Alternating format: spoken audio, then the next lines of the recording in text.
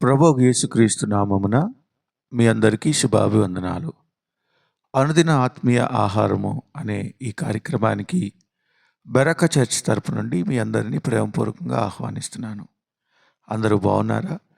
మీ అందరూ క్షేమంగా ఉండాలని ప్రతిదినము మేమందరం ప్రార్థన చేస్తూ ఉన్నాం. ఈరోజు పునరుద్ధాన దినం. మన దేవుడు గడిచిన ఆదివారం నుండి ఈ ఆదివారం వరకు మనకు తోడుగా ఉన్నాడు. మనము ఎన్నో పనుల్లో బిజీ అయిపోతూ ఉంటాం. మన ఆఫీసులకు వెళ్ళేటప్పుడు, అలాగే మన ప్రయాణాల్లో దేవుడు తోడుగా ఉన్నాడు. మన పిల్లలు స్కూల్కి వెళ్తూ ఉన్నారు, క్షేమంగా తీసుకొని దేవుడు వారిని ఇంటికి తీసుకొని వస్తూ ఉన్నాడు. చూడండి, కీర్తనల గ్రంథం 14వ అధ్యాయం 7వ వచనం నేను చదువుతున్నాను. సియోనులో నుండి ఇజ్రాయేలునకు రక్షణ కలుగునుగాక. యెహోవా చెరలోని తన ప్రజలను రప్పించినప్పుడు యాకోబు హర్షించును, ఇజ్రాయేలు సంతోషించును. దేవుని బిడ్డలారా, మన దేవుడు మనలను రక్షిస్తాడు. ఆయన మనకు సియోనులో నుండి రక్షణ కలిగిస్తూ ఉన్నాడు. చాలాసార్లు మనకు తెలిసినా తెలియకపోయినా, మన పనుల్లో మనం బిజీగా ఉన్నా, మన గురించి, మన పిల్లల గురించి మనం ప్రార్థన చేయకపోయినా మన దేవుడు వారిని క్షేమంగా ఉంచుతూ ఉన్నాడు. ఎందుకంటే ఆయన మనల్ని ప్రేమిస్తూ ఉన్నాడు. దేవుడిని మనం స్తుతించాల్సిన అవసరం ఉంది.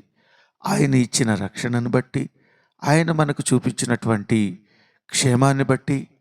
అంతేకాదు, దేవుడిని ఎరిగిన మనకు దేవుడు ఒక సంఘాన్ని ఏర్పాటు చేశాడు. మన కోసం ప్రార్థన చేయటానికి, మన ఆత్మను కాయటానికి మన సంఘ కాపరిని దేవుడు నియమించాడు. మన దేవుని సేవకులు మన కోసం ప్రతిదినము ప్రార్థన చేస్తూ ఉంటారు. అంతేకాదు, సంఘము అనేటువంటి ఒక గొప్ప అవకాశాన్ని నీకు నాకు దేవుడు దయచేశాడు. గమనించండి ప్రియమైన దేవుని బిడ్డలారా, దేవుడు మనకు తోడుగా ఉన్నాడు. మనము దిగులు పడాల్సిన అవసరం లేదు, మనము చింతపడాల్సిన అవసరం లేదు. అంతేకాదు, ప్రతి విషయంలో మన దేవుడిని స్తుతించాలి. ఆయన చేసినటువంటి మేలును జ్ఞాపకం చేసుకోవాలి. ఆయన ఇచ్చిన రక్షణను జ్ఞాపకం చేసుకోవాలి. ప్రతి దినము మనల్ని కాపాడుతూ ఉన్నాడు. కాబట్టి మనందరము స్తుతించుదాం. అంతేకాదు, ఈరోజు పునరుద్ధాన దినం, ఆదివారం కాబట్టి మనందరం ఏ చర్చికి అయితే వెళ్తూ ఉన్నామో, ఏ సంఘంలో పాలిభాగస్తులుగా ఉన్నామో, మన పరిశుద్ధ దినాన్ని మనం చక్కగా ఆచరించుదాం. దేవునికి మహిమ కలుగునుగాక. దేవుడు మనందరినీ ఆశీర్వదించునుగాక. ఆమేన్. ప్రార్థన చేసుకుందాం. పరిశుద్ధుడా, ప్రేమ కలిగిన తండ్రి, గొప్ప దేవా, నీ పాదాలకు వందనాలు.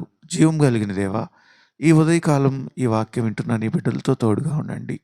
నాయన, నిన్ను స్తుతిస్తూ ఉన్నాం.